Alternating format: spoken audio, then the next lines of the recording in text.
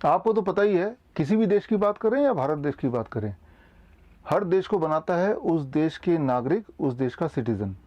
चाहे उनमें डॉक्टर हों, इंजीनियर हों, टीचर्स हों, आईटी प्रोफेशनल्स हो, पॉलिटिशियन हो, लेकिन इन सब से अलग, इन सब से कई गुना अधिक दो ऐसे वर्ग हैं जिनका कंट्रीब्यूशन होता है in real sense ground level पे।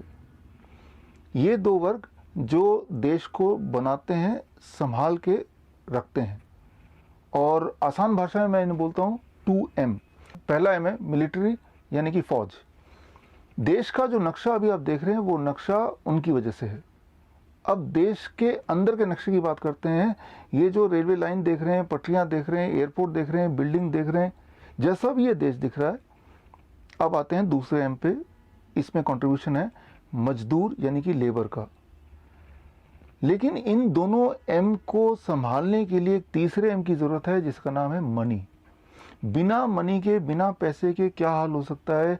इनमें से एक एम का आपने देखा, पिछले 2 महीनों में 13 करोड़ मजदूर परिवार सड़क पे आ गए, बेरोजगार हो गए, लाखों मारे गए और अभी भी हाल बुरा है।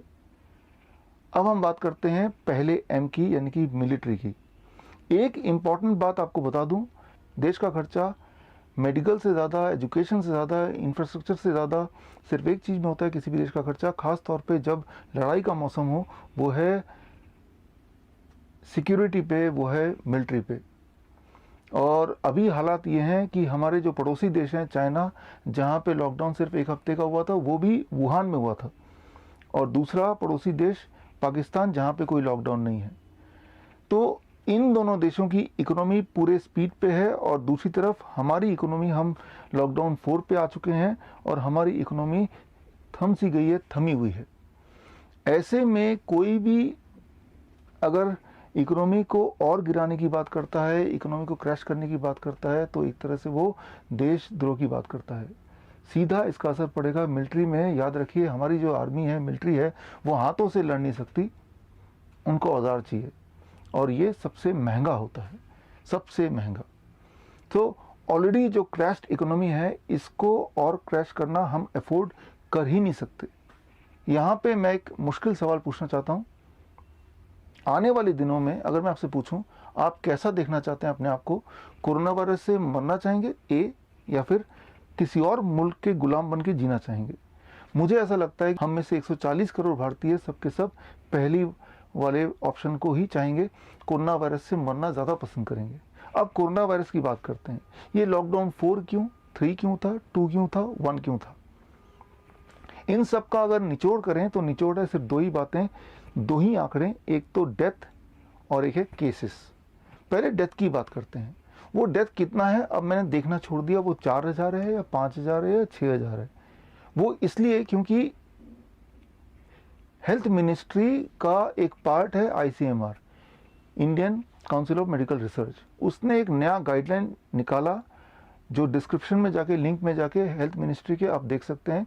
और उस गाइडलाइन के अनुसार भारत की धरती में अभी अगर कोई मरता है, किसी की डेथ होती है, तो चाहे वो कोरोना पॉजिटिव आए, नेगेटिव आए, ना आए, वो कोरोना डेथ ही माना जाएगा अगर उसमें निमोनिया के सिम्टम हो। याद रखिए, निमोनिया से हर साल लगभग 1.5 लाख लोग मरते हैं भारत में, यानी कि इस साल जब वो 1.5 लाख लोग मरेंगे तो वो कोरोना के खाते में आ जाएंगे।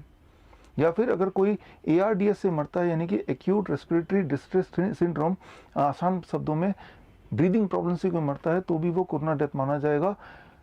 ट्यूबरक्लोसिस में हर साल करीब 5 लाख लोग मरते हैं, कभी 4 लाख लोग मरते हैं, लेकिन इस साल जब ट्यूबरक्लोसिस से किसी की डेथ होती है तो वो कोरोना के खाते में आ जाता है या आ जाने लगा है। तीसरी बात, कोई कार्डिक इंजरी से अगर डेथ होती है, ऐसा लगता है, तो भी वो कोरोना के खाते में जाएगा, चाहे वो कोरोना नेगेटिव ही क्यों ना हो। याद रखिए, जो डायबिटीज़ के पेशेंट हैं, जो हार्ट के पेशेंट हैं, उनके डेथ का अक्सर कारण होता है कार्डिक इंजरी। लेकिन इस साल जब वो हार्ट के पेशेंट मारे जाएंगे, चाहे वो कोरोना नेगेटिव ही क्यों ना आए, तब भी वो कोरोना डेथ ही माना जाएगा। बॉडी में अगर क्लॉटिंग पाई गई तो भी वो कोरोना डेथ माना जाएगा, चाहे वो कोरोना पॉजिटिव आए, नेगेटिव आए, ना आए। याद रखिए, कैंसर के पेशेंट खास तौर पे जब वो कीमोथेरेपी कराने के बाद किसी कारणवश अगर डेथ होती है तो उनके बॉडी में ब्लड क्लॉट्स पाए जाते हैं। तो ये जो सारे डेथ है जो अदरवाइज कैंसर के डेथ माने जाते थे, डायबिटीज़ के डेथ माने जाते थे, हार्ट के डेथ माने जाते थे, ट्यूबरक्लोसिस के डेथ माने जाते थे, न्यूमोनिया के डेथ माने जाते थे, चाहे वो कोरोना पॉजिटिव आए, नेगेटिव आए, ना आए, ये सारे के सारे डेथ अब से कोरोना वायरस की डेथ माने जाएंगे या माना जाना शुरू हो चुका है। तो जो आंकड़े आप देखते हैं कि आज 500 नए डेथ आ गए, वो एक्चुअली कोरोना वायरस की डेथ नहीं है, उनमें ये वाले डेथ भी पूरी तरह से शामिल है। तो ये तो रही डेथ की बात। दूसरा बात करते हैं केसेस बढ़ गए, आज 5000 और केसेस बढ़ गए। देखिए यहाँ पे आपको समझना ये बहुत ज़रूरी है, तो अगले 2 मिनट के लिए प्लीज़ आप कॉन्सेंट्रेट कीजिए मैं जो बताने जा रहा हूँ। कोरोना वायरस भारत के लिए नया नहीं है, ना ही आपकी बॉडी के लिए नया है। आज से पहले 2005 में कोरोना वायरस आया था, वो था हांगकांग कोरोना वायरस, जिसका नाम दिया गया HKU1 कोरोना वायरस। उससे पहले 2004 में आया था नीदरलैंड का कोरोना वायरस, उसका नाम दिया गया NL63 कोरोना वायरस। उससे पहले 1965 में कोरोना वायरस आता है US से, जिसका नाम दिया गया 229E कोरोना वायरस। ये जो सारे 3 भाई हैं कोरोना वायरस के, जिसका चौथा भाई अभी आया है, जिसे कहते हैं नोवल कोरोना वायरस, जिसकी वजह से ये लॉकडाउन ये सारा कुछ है। ये चौथा भाई और बाकी 3 भाई, इन सबका हाव भाव बिहेवियर बिल्कुल सेम है। कोई भी जो कोरोना वायरस है वो actually RNA strand influenza virus है, और ये वायरस की प्रवृत्ति ये है कि आएगा तो फैलेगा और लोगों के बॉडी में जाएगा, और कुछ सालों में पूरे दुनिया के करीब 70% लोगों तक पहुंचेगा, यही इसका टारगेट होता है। और अभी तक का आंकड़ा जो ये कहता है, जर्मनी की एंटीबॉडी सैंपलिंग की बात करें, आइसलैंड के एंटीबॉडी की सैंपलिंग की बात करें, या न्यूयॉर्क हॉस्पिटल के एंटीबॉडी टेस्ट की बात करें, तो करीब 10% से 14% लोगों में कोरोना वायरस आगे जा चुका है।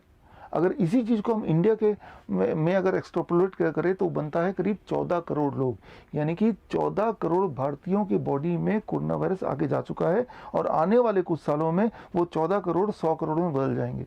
तो ये है केसेस। तो केसेस का मतलब ये नहीं कि कितने लोग कोरोना से बीमार पड़े, ऐसा नहीं। केसेस का मतलब कितने लोगों के बॉडी में कोरोना वायरस आया है, राइट। सो कितने लोगों के बॉडी में आया है, तो उसका रफ एस्टिमेशन तो करीब 14 करोड़ है। लेकिन अब भारत में क्या है कि हर दिन 1 लाख नए कोरोना टेस्ट होते हैं। तो यूँ मानिए कि जब नए कोरोना टेस्ट होंगे तो करीब 5% to 10% पॉजिटिव निकलेंगे ही निकलेंगे। इसका मतलब ये नहीं कि कभी हर दिन 5000 नए लोग बीमार पड़ रहे, नो। इसका मतलब ये कि उनके बॉडी में कोरोना वायरस पाया गया। एक इंपॉर्टेंट बात समझिए कि ये जो रेस्पिरेटरी वायरस है वो कहीं यहाँ पाए जाते हैं, और यहाँ पे करीब 50,000 तरह के वायरस होते हैं, लेकिन वो हमारे साथ ही रहते हैं। बल्कि मैं ये बताना चाहूँगा कि हमारे बॉडी में मिलियंस ऑफ वायरस हैं जो हमारे साथ रहते हैं, शांतिपूर्वक रहते हैं।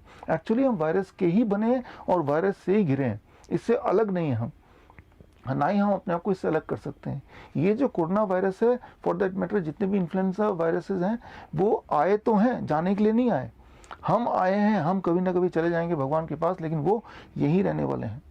तो अगर आप में से कोई इंतज़ार कर रहा है घर में बैठ के कि जब ये चला जाएगा यहाँ से तभी हम घर से बाहर निकलेंगे, तो याद रखिए, तैयार हो जाइए ज़िंदगी भर घर में बैठने के लिए। लेकिन मैं आपको बता दूं, उसके बावजूद भी आप कोरोना वायरस को रोक नहीं सकते। जिस तरह से अभी लॉकडाउन के बावजूद भी एस्टिमेटेडली करीब 10% लोगों की बॉडी में आ गया, और वो कोई बुरी बात नहीं है, ऑलरेडी हज़ारों वायरस हैं, उनमें से एक और आ गया। खुशी की बात तो ये है कि देखिए बीमार कितने लोग पड़े हैं इन रियलिटी। मैंने आपको बता दिया जितने लोग मरे हैं वो कोरोना वायरस से नहीं मरे, वो बहुत सारे और कॉजेज से मरे हैं। और मैं आपको इनकरेज कर रहा हूँ कि आप हेल्थ मिनिस्ट्री के दिए हुए लिंक में जाइए, जो मैंने डिस्क्रिप्शन में डाला है, आपको सारी बातें क्लियर हो जाएंगी। तो अगर डेथ रेट बताएं तो जिस तरह के आंकड़े अभी दिखाए जा रहे हैं ये बढ़ने ही वाले हैं। आफ्टर ऑल ये डेथ कोरोना वायरस की नहीं, निमोनिया की भी हैं, ट्यूबरक्लोसिस की भी हैं, कैंसर की भी हैं, हार्ट की भी हैं। तो ये तो बढ़ते ही रहेंगे, जाहिर है, क्योंकि ये तभी घट सकते हैं, रुक सकते हैं जब भारत में एक भी इंसान किसी भी कारण से ना मरे, जो कि इम्प्रैक्टिकल बात है। और नंबर ऑफ केसेस जो हैं वो मैंने आपको बता दिया कि रेस्पिरेटरी वायरस की ये प्रवृत्ति है कि अल्टीमेटली कुछ सालों में वो 70% लोगों की बॉडी में चला जाएगा, और बाकी जो 30% लोग हैं वो इसलिए बच जाएंगे, जिसे हम बोलते हैं हर्ड इम्यूनिटी।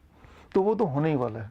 अब एक बात मैं आपसे पूछता हूँ, जब 2005 में हांगकांग वाला कोरोना वायरस आया था, या 2004 में नीदरलैंड वाला कोरोना वायरस आया था, तब आप सब जिंदा थे, आज भी जिंदा है, और हम में से करीब 70% लोगों की बॉडी में आके जा भी चुका है।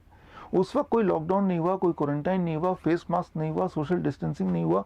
आज क्यों हो रहा है? आज वाला जो कोरोना वायरस है उन सबसे अलग नहीं है, बल्कि उनसे थोड़ा कमज़ोर है। इसकी जो मोर्टलिटी रेट है दैट इज़ 0.1 to 0.2, ये लेटेस्ट पाया गया है, जो कि equal to those corona virus. इसके जो फैलने की शक्ति है वो है 2.2 के आसपास, बाकियों से कमज़ोर। ना तो ये बाकी भाइयों से ज़्यादा तेज़ी से फैल सकता है, ना ही बाकी भाइयों से ज़्यादा तेज़ी से लोगों को मार सकता है। तो जैसे बाकी भाई आए, वैसे और इसके भाई भी आने वाले दिनों में आ सकते हैं, आने वाले सालों में आएंगे। लेकिन उसका मतलब ये नहीं है कि हम घर में बंद हो जाएं और इंतज़ार करें कब ये जाएगा। तो इसका जवाब हमारी सरकार अक्सर देते आई है। आप याद कीजिए, जब भी हमारे प्रधानमंत्री आते हैं तो बोलते हैं कि हम वैक्सीन का इंतज़ार कर रहे हैं। और यही नहीं, वो वैक्सीन के लिए कुछ दिनों पहले बिल गेट से बात की। बिल गेट वही इंसान है जिसने 2009 में भारत के 30,000 बच्चियों को धोखा दिया, उनके ऊपर एक्सपेरिमेंट किया, उन्हें गिनी पिग बनाया सर्वाइकल कैंसर के वैक्सीन लगा के।